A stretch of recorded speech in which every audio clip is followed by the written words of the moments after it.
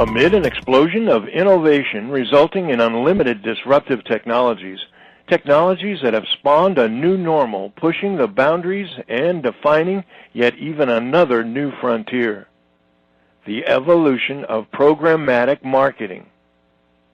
Greetings, everyone, and welcome from the Technology Association of Georgia. It's Friday, July 10th, 2015, and this is Tech Talk. I'm your host, Frank Baia. If content is king, then context is emperor.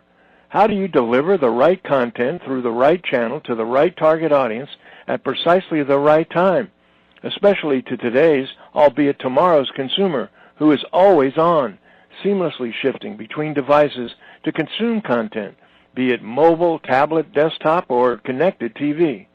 So, as a brand, you need to be able to reach them across these devices at the time of action and decision.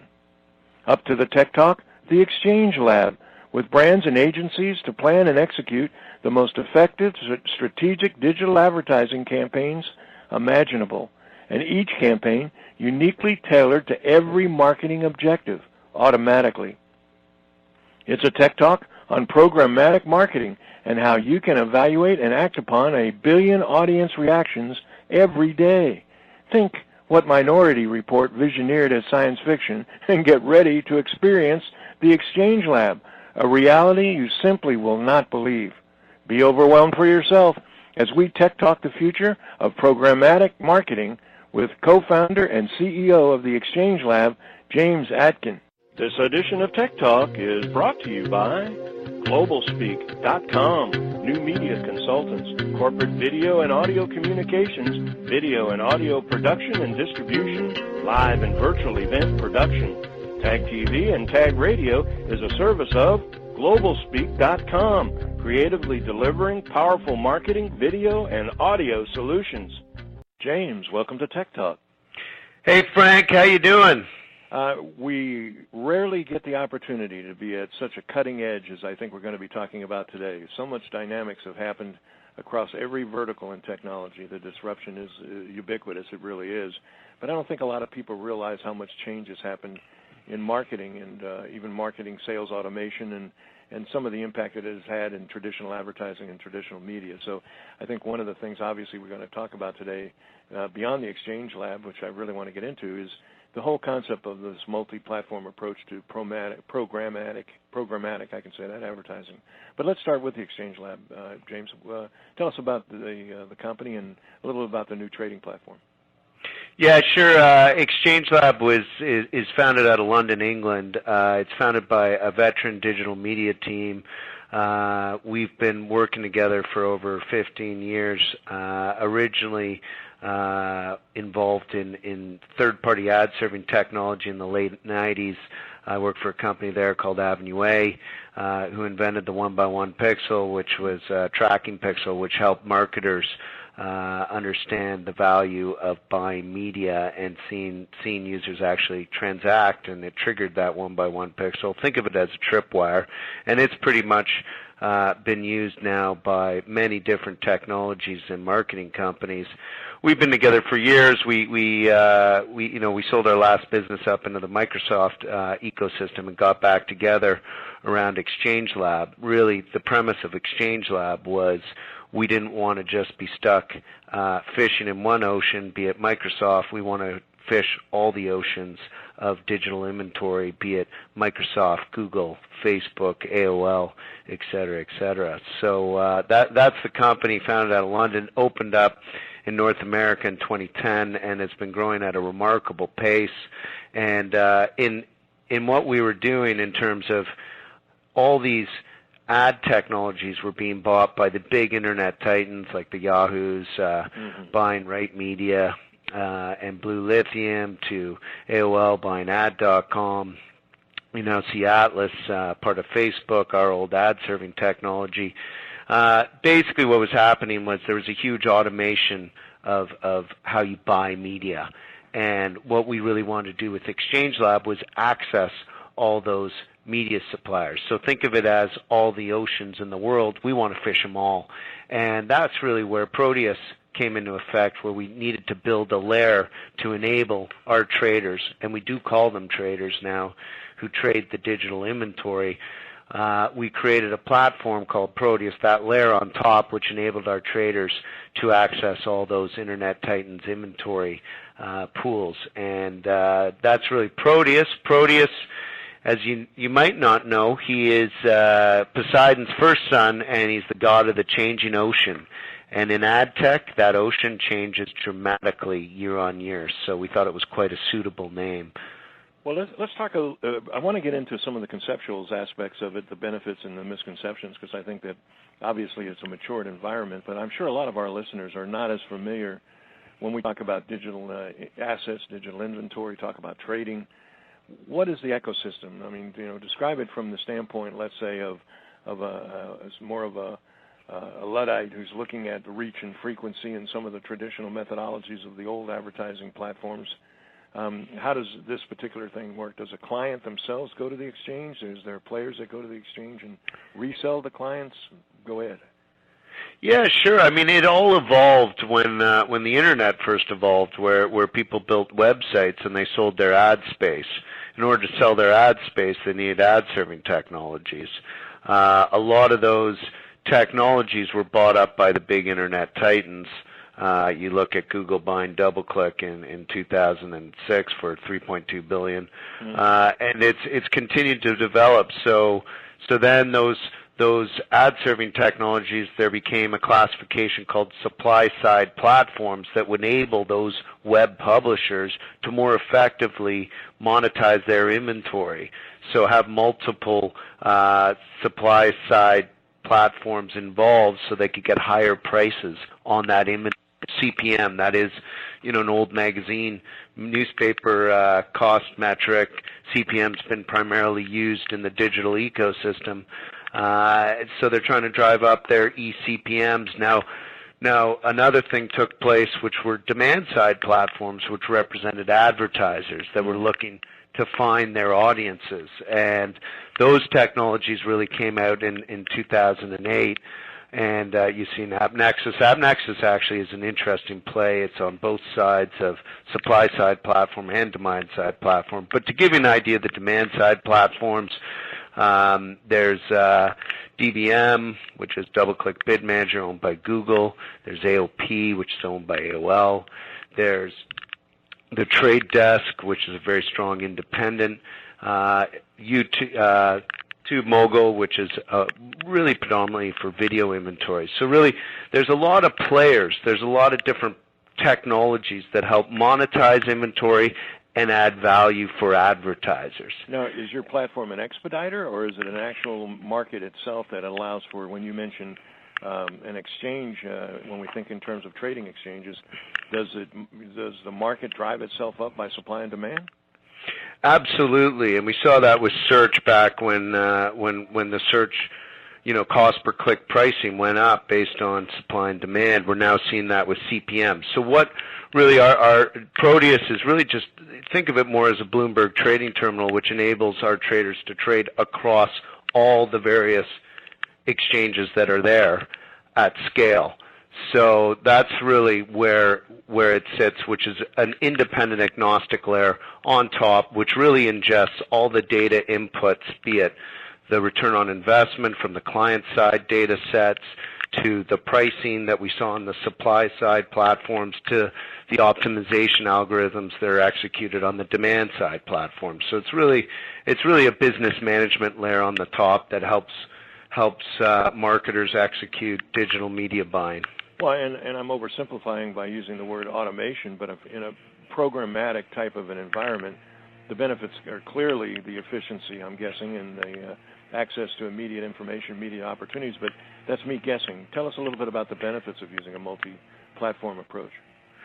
Well, all these platforms are, as I said, a lot of them are owned by Internet Titans. So they're always going to have better access to those Internet Titans publisher inventories. So if you want to go into Google inventory, you probably want to use DBM. You're going to get better access to that inventory. Right. And, same with, Yahoo's stack as well. So I guess the key is what we've learned over our past 7 years is if you only use one platform, you're only fishing one ocean, such as DBM, which is Google, which is a great ocean to fish.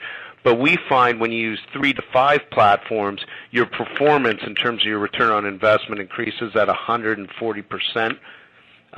Better performance, as well as you get more reach, 43% reach on average we see across campaigns running at simultaneously on 3+, normally 3 to 5 DSPs at the same time. Well, okay, so now we've covered some of the benefits. Clearly there's some misunderstandings and misconceptions. Something as complex as what you're describing, simplified the way that you've formatted it. But maybe go into the biggest misconceptions of media buying right now in this kind of media. Yeah, I think that it's all a black box and you can't see what you're buying. We can drill down all the way to the URL level. We can actually plug in technologies that tell us if the user viewed the ad. There's a lot of measurability around it, and it drives great performance. So I think that misconception of a black box is untrue. There are providers out there that can provide that transparency right up to the advertisers, drilling down all the way to the actual price that the inventory cleared at in the auction and which specific URL it was cleared at. Okay, so if we're looking at something, I'm guessing as volatile as a real living exchange, something that has its ups and downs, supply and demand maybe not so much, but certainly the CPMs, as you're talking about, are click-throughs, and there's a lot of ways of gauging the value, if you will, the value proposition or the investment. I guess I'm leaning to now marketing plans or traditional media buys. I mean, is it really a case that a marketer can use these tools, and can they really leverage by incorporating programmatic into their marketing plan? Yeah, for me it's really a no-brainer, and that's led by the consumers. I mean, who watches TV anymore? I think in the U.S. you've got 60% PVR accessed population. You see that fluctuate in various countries, but they're not watching TV anymore, not like they used to. They're on their phones. They're surfing the web, and that's where the users are. So that's the first thing to point out. So if you want scale, you need to go where the consumers are. I think that's really indicative of what we're seeing in terms of global advertising spend. What started at a $12 billion market, 12 billion in the U.S., 16 billion internationally, is estimated to be 125 billion at the end of next year, 2016.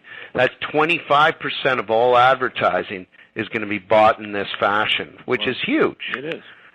Well, and the other side of it is that the efficiency of that particular format versus a more, or I wouldn't say more traditional, but a traditional format, not only is it the sheer volume, but I'm going to guess the efficiency of that volume making an impact on market penetration and market share. So then, while the numbers are impressive, it's even the impact or the results of those numbers for the people that are behind them, the actual sponsors or marketers. Let's talk a little bit about when you obviously live it, you know it, you created it actually, James, in so many ways. But to the amateur, to the neophyte, I'm guessing you don't want to do this alone. So I'm saying, is there such a thing as a partner, and what would a marketer look for in a programmatic partner? Yeah, I think there's a lot of people talking about this form of marketing. It's all the hype right now.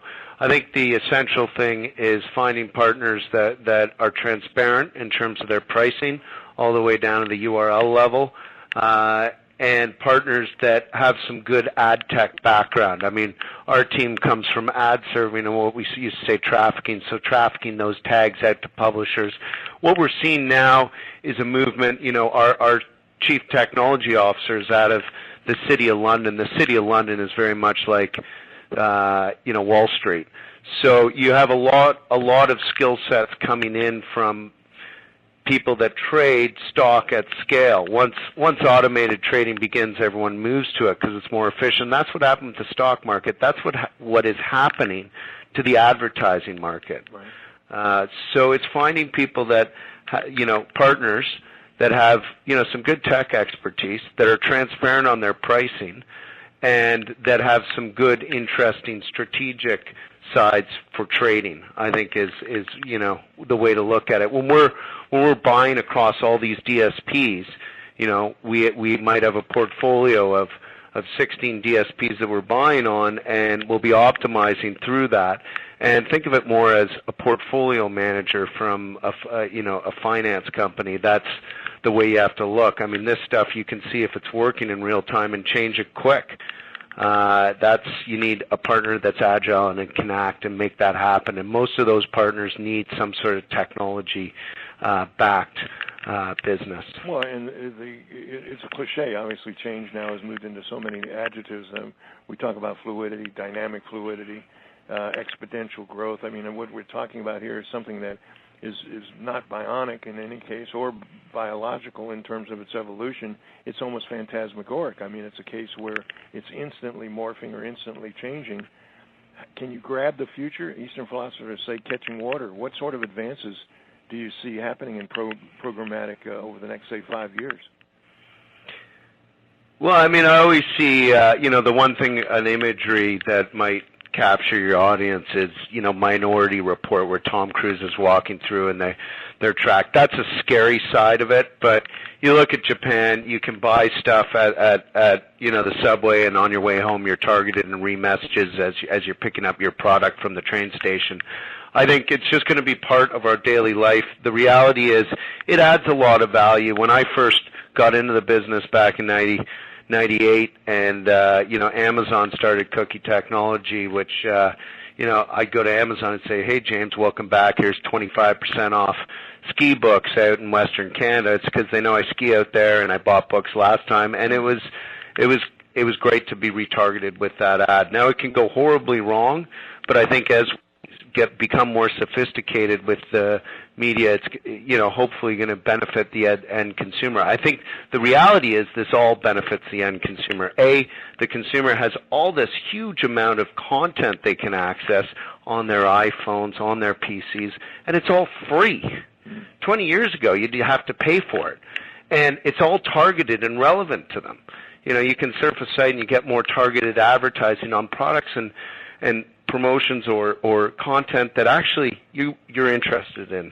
And I think that's really valuable to consumers, and that's sort of the way it's going to hopefully continue to develop as this industry, this sector matures, as advertising. The advertising industry goes through this massive transformation, which it's been going through over the past 3 years. I think in 5 years you'll see the net results of it. Well, I tell you, it almost does sound like science fiction unless you're in the middle of it. And, of course, we watch analytics, big data change from data to big data to analytics, and now we're talking predictive and preemptive and even prescriptive type of reaction like you're talking about in terms of the technology and electronics. It would only be natural that some type of evolution to manage, and as you put it, a portfolio of this situation in order to get the most effective and efficiency out of what is happening so quickly that a single individual or maybe a single mindset couldn't cope with. Sounds like you guys are obviously at the edge and pushing it even further and doing a great job while you're doing it. James, thank you for an exciting opportunity to explore this marketplace and the exchange of information and ideas. And thank you for taking time out of what I know is an extremely busy schedule to join us for a few minutes today on Tech Talk. No problem, Frank. Really enjoyed being on your program. Thanks for the opportunity, and have a great day.